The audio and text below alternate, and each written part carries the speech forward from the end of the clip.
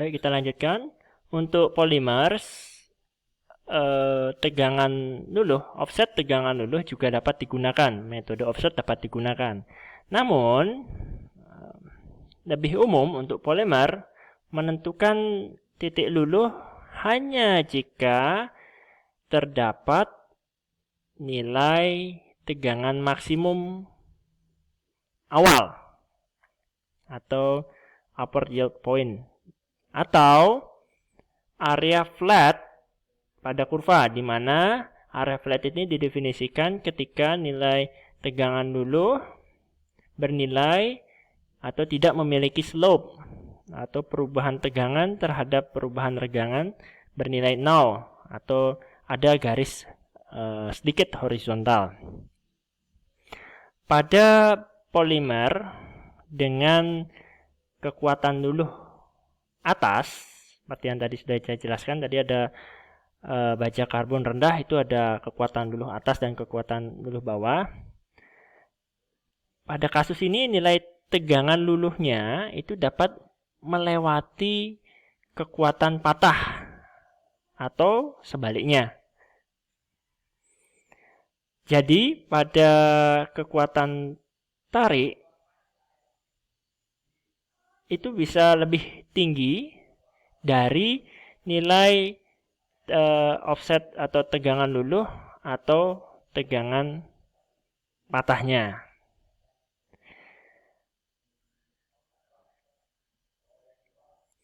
Jadi untuk kasus polimer ini, nilai dari kekuatan tarik itu bisa terjadi pada atau sama dengan titik luluhnya atau sama dengan kekuatan pada saat patah. Hal ini terlihat dari gambar 4.10 ya. Jadi di sini nilai kekuatan luluh itu bisa sama dengan nilai kekuatan tarik atau sama dengan kekuatan patah. Ya, jadi cukup berbeda karakteristik polimer ketika melewati area linear. Ini adalah karakteristik polimer. Dan untuk sebagian besar material, metode-metode yang sudah dijelaskan tadi, proportional limit, elastic limit, dan offset yield strength dapat dijadikan pilihan untuk menentukan deformasi plastis atau tetap. Namun, untuk kasus material dengan area elastis yang non-linear seperti pada karet atau rubber, kedua pengukuran antara proporsional dan elastik itu menghasilkan nilai yang berbeda. Sedangkan untuk metode offset itu hampir tidak mampu untuk menentukan nilai yang lebih baik dibandingkan kedua metode tersebut. Nah, ini bisa dilihat di gambar 3.17. Namun saya tidak akan menjelaskan lebih jauh di sini. Jadi harap hati-hati ketika ingin melakukan beberapa pengujian, khususnya pada polimer, itu perlu lebih seksama jika melakukan pengujian untuk material pada logam, karena cukup berbeda karakteristiknya untuk polimer, khususnya untuk material-material seperti yang tadi yang saya jelaskan, yang tidak memiliki area non-linear di area elastisnya. Baik, kita lanjutkan dengan pengukuran keuletan pada material. Keuletan adalah kemampuan suatu material untuk mengakomodasi deformasi plastis atau inelastis sebelum jadi patah. Jadi di sini terlihat definisinya bahwa suatu material ulet itu artinya material tersebut mampu mengalami deformasi plastis. Ya, mampu menahan beban dengan mengakomodasi beban pada material menjadi deformasi plastis. Pada kasus uji tarik, artinya adalah kemampuan suatu material untuk meregang oleh regangan plastis.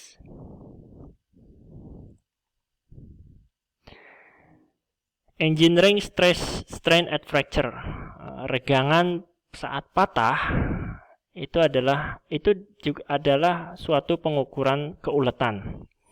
Dapat dinyatakan dengan persentase, yaitu dengan mengalihkan 100 sehingga kita dapat memperoleh nilai regangan atau keuletannya.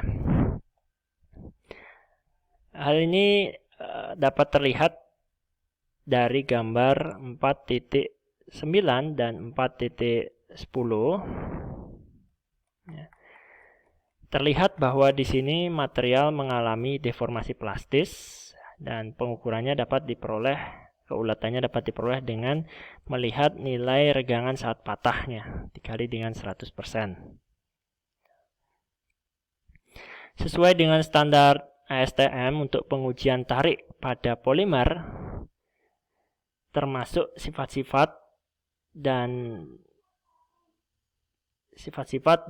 yang pilihan dalam pengujian pada pengujian logam. Jadi mengacu pada standar, tentunya standar akan berbeda penentuannya pada jenis material yang berbeda. Di sini antara polimer dan logam. Pada kedua standar antara polimer dan logam itu dinyatakan bahwa standar tes itu harus mengacu khususnya pada spesimen itu memiliki rasio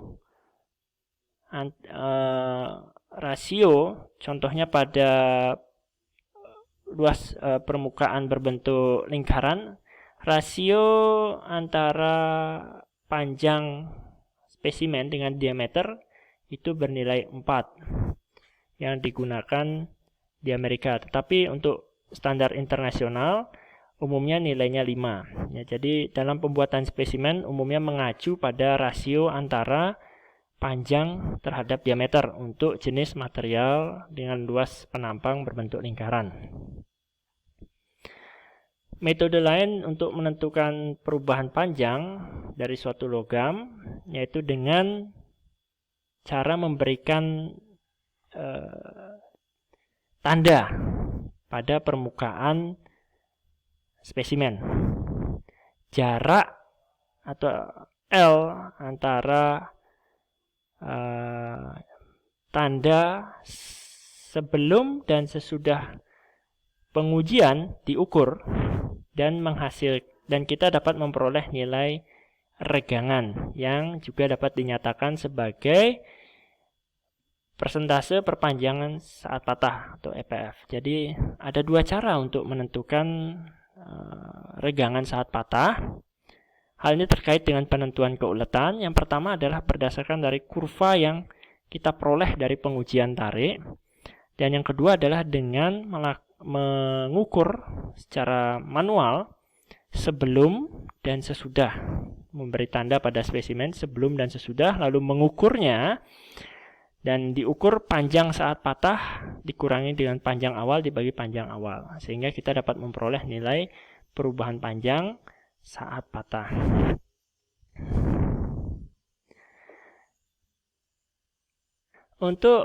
Sebagai catatan untuk material dengan kurva yang terlihat pada gambar 4.9 dengan nilai keuletan yang ditandai dengan area nonlinear yang cukup signifikan, nilai regangan elastis itu akan hilang menjadi 0 sesaat ketika tegangan menjadi 0 atau dapat dikatakan pada saat material patah. Jadi nilai regangan elastisnya akan hilang jadi 0.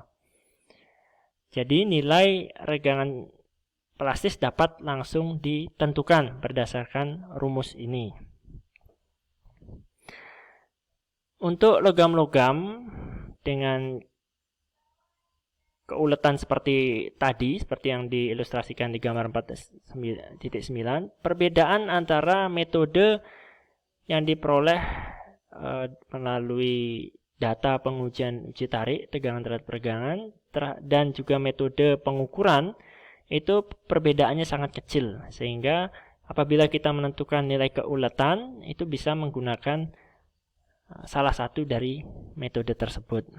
Dan nilainya tidak begitu berbeda jauh. Namun, untuk logam-logam dengan karakteristik keulatannya yang terbatas, pada saat patah, nilai regangan elastis itu akan sedikit kembali.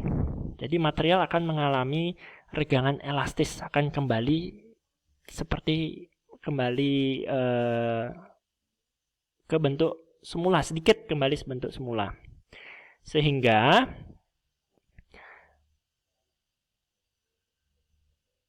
selanjutnya perubahan panjang akibatnya adalah material tersebut akan mengalami perubahan bentuk yang sangat kecil dan sangat sulit untuk mengukur secara langsung dengan menggunakan metode pengukuran pada atau pemberian tanda pada spesimen.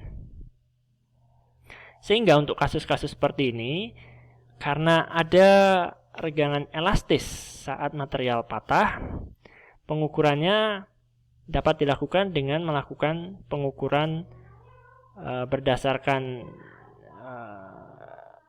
data dikurangi dengan nilai regangan elastisnya yang dikarakteristikan dengan tegangan saat patah dibagi dengan modulus elastisitasnya. Sehingga kita dapat menentukan nilai regangan dan keulatannya saat patah dengan lebih atau mendekati dari nilai yang sesungguhnya.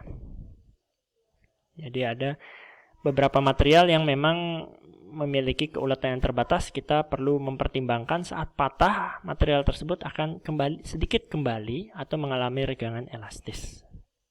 Selain itu, untuk mengukur keulatan juga dapat menggunakan atau mengukur berdasarkan dari pengurangan dari luas area. Hampir sama, hanya di sini kita mengukur diameter apabila luas penampangnya berbentuk lingkaran.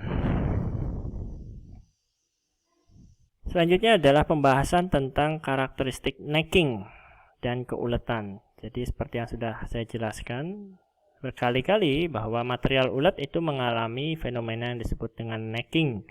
Seperti yang ditunjukkan pada gambar di bawah ini, di mana suatu logam terjadi pada tahap awal deformasi plastis, terjadi deformasi yang seragam. Namun setelah itu deformasi akan terpusat pada suatu area atau tegangan beban akan terpusat pada suatu area, menghasilkan perubahan diameter yang signifikan dibandingkan dengan area lainnya, seperti yang terlihat pada gambar ini. Pada logam ulet, necking diawali pada beban maksimum dan mengakibatkan area tersebut akan berubah secara cepat yang diakhiri dengan patah. Nah, yang penting dari sini adalah persentase dari perubahan luas area itu berdasarkan dari diameter yang paling terkecil saat patah, dan itu sebagai acuan dalam pengukuran regangan tertinggi. Sedangkan pada persentase perubahan panjang pada saat patah, pengukuran berdasarkan dari nilai rata-rata saat pengukuran. Dan nilainya mungkin dapat bervariasi. Oleh sebab itu, agar nilai regangan menjadi seragam, perlu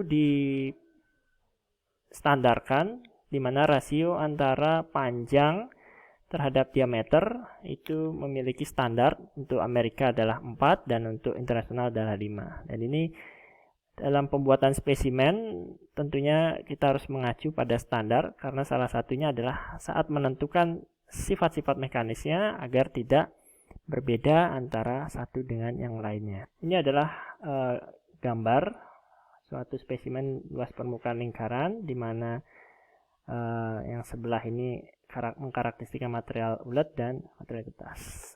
Sekian.